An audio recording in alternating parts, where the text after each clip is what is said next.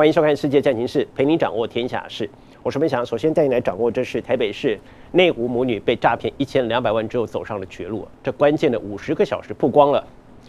受害母亲在这个月的4号报案，等了2天，承办员警却在电话当中脱口而出，他说：“你怎么还活着呢？”母女俩原本约好要到派出所去了，后来就没有现身，也拒绝来电，断绝了和所有外界联系，直到被发现已经不幸沉尸在屋内了。内湖母女被骗走上绝路，案件延烧，警方终于动起来。可以拿多少现金？问一下，你是什么时候来得及的？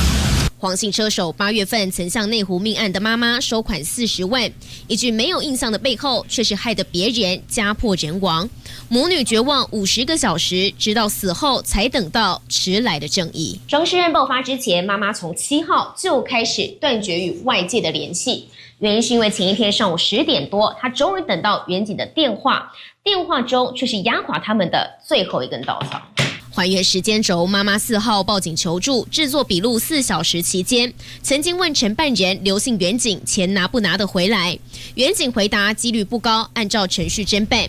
接着过2天，员警要再一次厘清细节，打了前面3通电话都没有接，直到第4通电话响到一半，突然被接起。刘姓员警却脱口而出：“你怎么还活着？”在这之后，母女不再接电话，直到50个小时，也就是2天又过2小时之后，被儿子发现沉尸在屋内。分别在桃园跟汐止居体阳性及黄姓的车手，均供称系由脸书的这个网页征求这个收款的工作，全案将会溯源继续侦办。很遗憾，本分局在侦办的过程当中，被害人轻生，来不及遏止，剩下的是补救。10名曾与母女面交的车手，4人被抓，5人卡到其他诈欺案，已经在看守所，剩下1人还在持续追。尤其最关键的水房以及假冒柴鼠兄弟的幕后操盘手，究竟是台湾诈团，还是跨国合作的更大组织？各界挞伐声浪不断，扫荡诈骗迫在眉睫。东森新闻杨杰安 SNG 小组尤雅欣、洪诗晴台北报道1200万的血案钱全被骗光了，可恶的诈骗集团逼出了2条的人命。据是我们的追踪报道，这个妈妈平常在便当店里头打工，已经长达12年的时间了。她独自一个人辛辛苦苦把2个孩子拉拔长大。平常她非常认真、非常负责，个性也相当的乐观开朗。但是因为投资千万被诈骗了，他曾经跟老板透露，他最近失眠，心情很差，他没有办法上班，请了2个星期的长假。本来说好见面再聊了，却没有想到是死者最后一封讯息了。他要先处理家里的事情，有时间来跟我聊，然后就没聊了。最后一封讯息永远停在11月27号，说好下周再聊，传来却是死讯。内湖母女命案，死亡的妈妈在便当店工作12年，便当店老板看她这一路，心痛又不舍。同事间会讲开玩笑，嘻嘻哈哈，他做事也很负责任啊。那进我们的店，大概就是说比较重要的事情，我都是交给他。他养2个小孩啊，这怎么老公过世的时候也没有留下什么东西给他。死者个性乐观，热爱分享，但直到近期提到想买房，在网络接触到投资，一切全部变掉。抽股票啊，抽到20张，10几年的辛苦钱，你这样子乱投资会死人的。他跟我说好，谢谢。他失眠了，困没起啊，睡不着觉啊，然后整个晚上没睡觉啊，然后心情不好，我就醒了。我有跟他讲说什么事情要看开，那个人要讲出来，可是他就说好。他说我下个礼拜来上班的时候，我再跟你聊，结果没来。死者曾上班到一半到银行提领50万，不满被行员拒绝，向同事抱怨，以为的赚钱管道，结局是诈骗一场。报案被远警嘲讽，也成最后一根稻草。他的经济条件被骗了这么多钱，他几乎没有办法去承受。那加上警察跟你讲，他就完全绝望啊！我是讲说，他不是希望，就算你安慰他一下，说，这有可能哦，可能会追回一部分，就这样。被经济压得喘不过气，选择和女儿走上绝路。亲友多次出言劝阻，却仍阻止不了悲剧发生。东森新闻范继文、杨杰安在台北报道。网络上的诈骗实在太多了，不只是假冒台鼠兄弟，甚至包括是辉达执行长黄仁勋也被冒用了。有被害人信以为真，一共有6个人受害，被骗金额将近新台币6000万。搬出1000元钞票砖，警方要数一时数不完，这些全都是被害人血汗，通通来自同个诈骗集团。诈骗集团有多猖狂？光是一个早上收水头就收了1000多万元的现金。寻先发现这些现金来自这6名被害人，他们有一个共同点，就是都在网络上面看到假冒 YouTuber 或是假冒名人的广告，以为投资可以获利而上当。像我们自己啊，也是苦主，在 Line 啊、Telegram 上面有各种假冒是财鼠兄弟经营的私群哦，包括100万理财网红财鼠兄弟，强调都是被冒名，但这回被假冒的还有他。Supercomputers are among humanity's most vital instruments. 辉达执行长黄仁勋也被诈骗集团假冒，他们打着网红名人，狂称标股稳赚不赔。包括市场摊贩被骗830万，大学行政人员450万，内科公司主管1200万，2名退休人士各2200万、400万，就连银行乡里也误信受害，汇款600万。直到和他们面交的假理专被抓，接获警方通知，他们才惊觉是诈骗一场。透过其他辖区发生的诈骗案件，然后我们陆续往上去追查，整个犯嫌他是怎么交钱的。那所以说，我们掌握了特定的对象。这回一共7人落网，一查还有竹联帮背景，拿着骗来的钱吃香喝辣开名车，其中3名收水手被羁押，涉案首脑疑似在境外，还有多少被害黑数还要持续追查。6000万辛苦钱，这下有去无回，恐怕还只是诈骗的冰山一角。东森新闻范继文、杨坚在台北报道。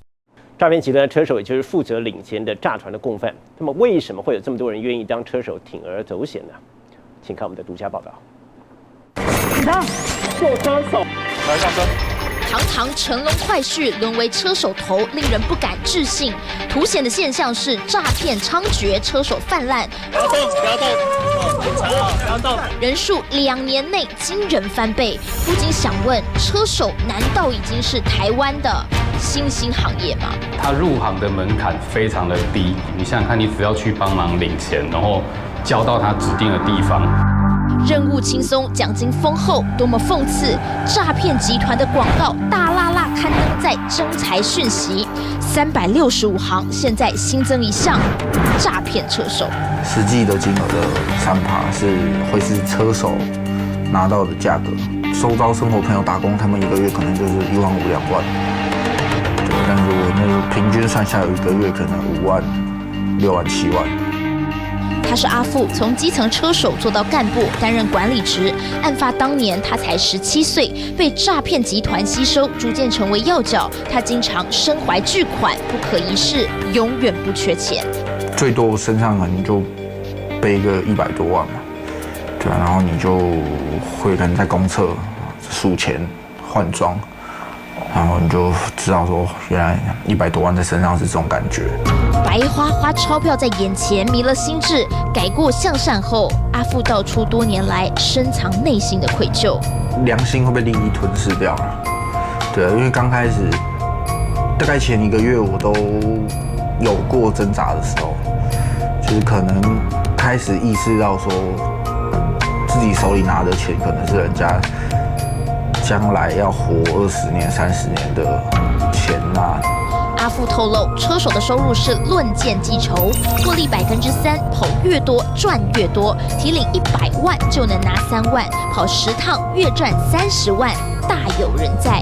法务部统计，110年地检署侦办诈欺案，新收件数高达12万件，创下历年新高。而近5年因没收犯罪所得高达153亿，也只是冰山一角。以往的毒、黄、赌等前5大罪名排在治安问题后段班，诈骗才是民怨之首。其实，在台湾监视系统的发达，其实抓车手并不会很难，只是要从车手再向上溯源到集团的核心，就要花非常多的时间跟精力。诈骗集团企业化，组织阶级一层又一层，但因为断点多，搜证困难，逮捕的多是底层，首谋难抓。最让人无言的是，费尽心力逮捕破案了，往往是轻判了事。比如说，这个车手他总共牵涉到10个被害人的钱，那可能我们的理解是，那他至少会判10年吧？那其实不是。就会在定银执行这边给他打折，就可能有一点打折达到骨折的概念啊。不只是数罪并罚，诈欺案普遍刑期低，106到110年，竟有74.6%的诈欺犯判不到3年，而判处3年以上有期徒刑只有0.4%。尤其未成年，通常只要保护管束或感化教育，几乎没有吓阻作用。其实车手他是一个最底层的角色，等于他就是个免洗块。车手负责接触被害人并提领现金，被视为组织第一线。正因如此，未成年车手可以完全规避刑责，也成为诈骗集团吸收成员的首选。其实很多诈骗集团会用吸收青少年，是因为青少年很好用，然后也会骗他们说，那可能案情比较重，可能比较轻啊，那或者是说赔偿怎样，你们都不用担心啊，会做什么断点，就用很多的话术去吸引这些青少年。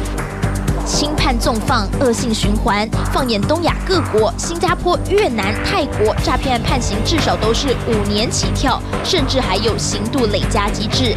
反观台湾，不止刑度无关痛痒，源头更难以杜绝。一旦有更多人堕入足以将人生吞活剥的诈骗血案，恐怕永无休止。调查中心陈玉祥、吕新玉采访报道。好，抓车手不困难，但光是抓车手是没有办法瓦解诈骗集团。我们来看看刑事局所提供这个数字，就可以知道，光是和这个柴鼠兄弟相关的咨询以及诈骗的通报，就至少接获了上百起，受害者遍及了全台湾。而柴鼠兄弟他也呼吁政府单位必须要拟定更有效、更加主动的做法来防堵诈骗。像我们自己啊，也是苦主，在 Line 啊、Telegram 上面有各种假冒是柴鼠兄弟经营的私群哦，最近甚至还出现假的 FB 粉专广告和 TikTok。百万理财网红柴鼠兄弟拍片反诈骗，因为他们自己就是被诈骗集团冒名的最大受害者。有一次啊，我就偷偷的潜入卧底，想说看他们到底在冲啥回，没想到对方 LINE 的 profile 跟我本人一模一样就算咯，还呛我照片跟名称都用他的，这样子不好，说我是诈骗集团正牌还被冒牌质疑，柴鼠兄弟无奈到不行，他们去年就特别发了一篇文澄清，提醒粉丝要加 LINE 都是诈骗，光是一天就已经接到几十则截图通报，也没有举办赠书加 LINE 的活动，并整理出几个辨识山寨假粉专的重点。第一，没有官方认证的蓝勾勾；第二，原厂脸书粉专名称没有英文；再来是他们没有经营任何 LINE 群组。绝对不要随便乱加陌生的 LINE 或是群组，像是什么投资体验群之类的啊。简单来说，只要听到跟钱有关的，就要提高警觉。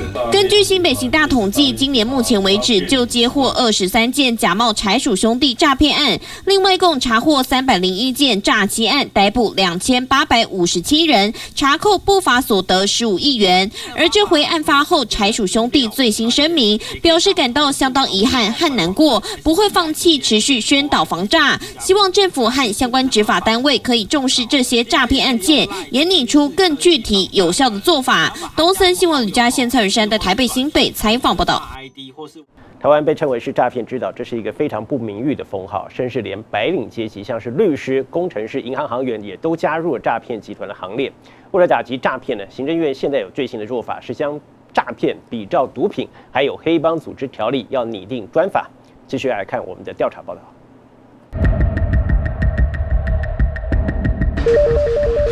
为165反诈骗咨询专线，你好，很高兴威胁、利诱等等，让你配合着他指定你的动作。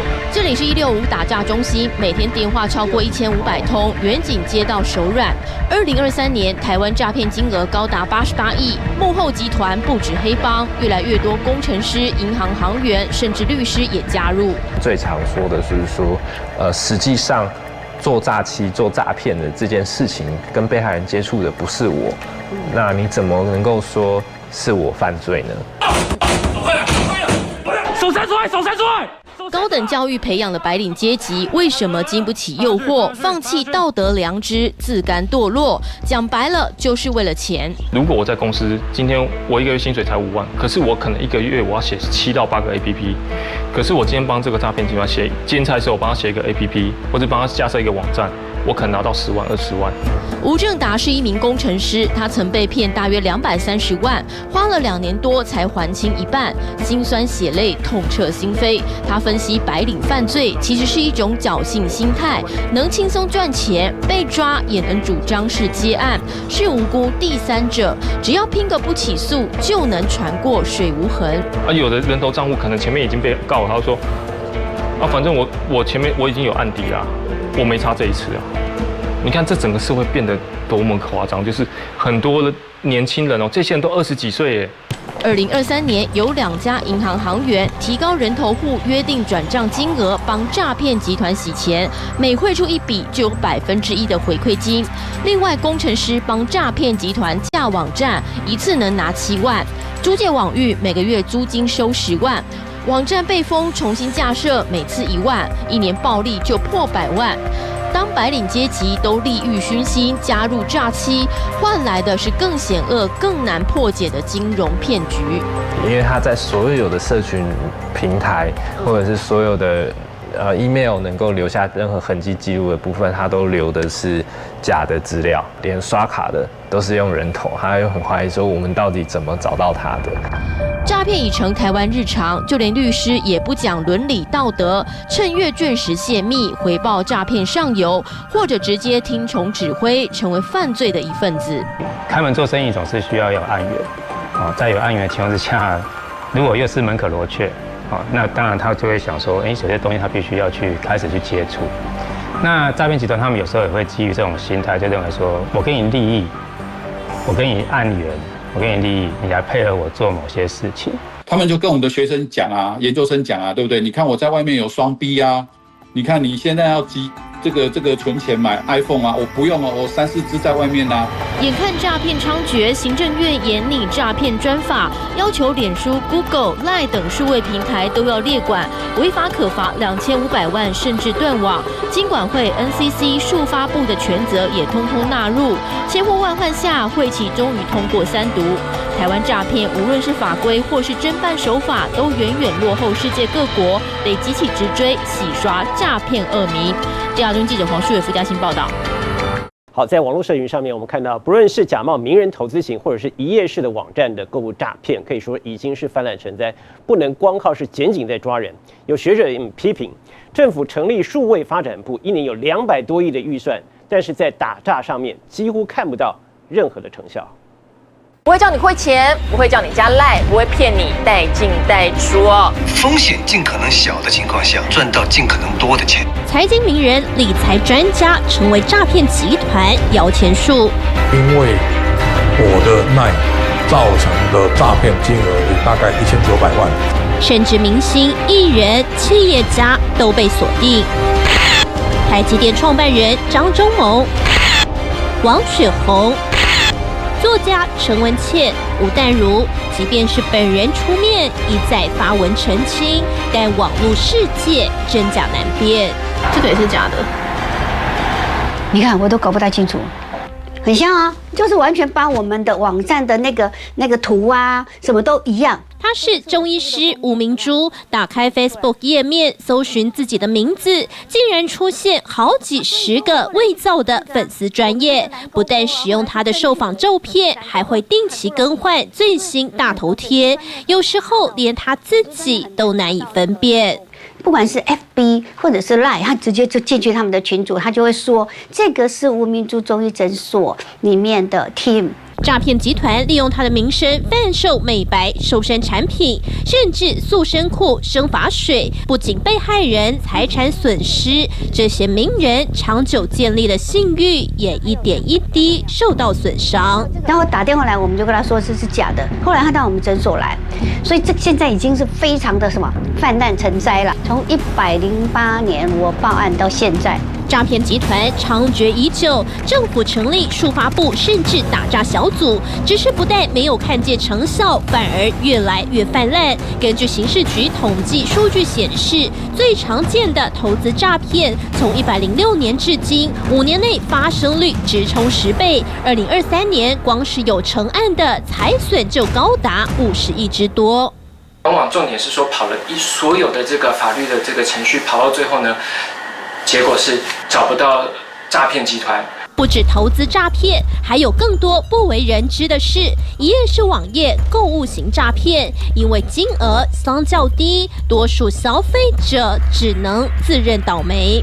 我心情超差的耶，那因为其实相差太多，因为它原本网站写的是法国制造，但是我拿到的却是大陆制造的。衣服上明显印着简体字，和当初网页的商品也有很大落差，但发现被骗也只能怪自己不够小心。他们网站上面留的那些资讯，你是完全联络不到人的。他那个时候标榜说，你可能几天如果 size 不合你可以退，但其实你完全找不到人。现在像苏小姐这样的受害者多不胜数，一页式网页诈骗商品遍及生活所需。看一看这个从脸书点进的精美网页，上头标榜日本进口的高价电卷棒，但收货后实际拆封一看，大喇喇写着 Made in China， 十足的廉价品。但想退货，客服讯息永远已读不回。这样的事件在台湾每天都在上演，看看其他先进国家可以利用金流监管产品来把关。我们很想问问台湾政府到底有没有人管？那这时候我们如果说有一些类似像是这个国外 PayPal 的这样子的一些产品，或者是支付宝这样的这个产品，到时候我们双方同意了之后，那这个货款才会付给这个卖家。台湾诈骗之所以严重，最大主因就是连基本金流都无法控管，各部会打诈互踢皮球，而政府专门成立的数位发展部，高达200亿元预算资金，在打诈层面几乎看不见任何成效。民调更显示，81%的民众都不满意。手握重金的数发部是否该好好思量对策？调查中心综合报道。你有被诈骗的惨痛经验吗？你可以在我们留言区留言，提醒更多人不要受骗上当。感谢您收看这一集的世界战情室，我是梅翔，我们再会了。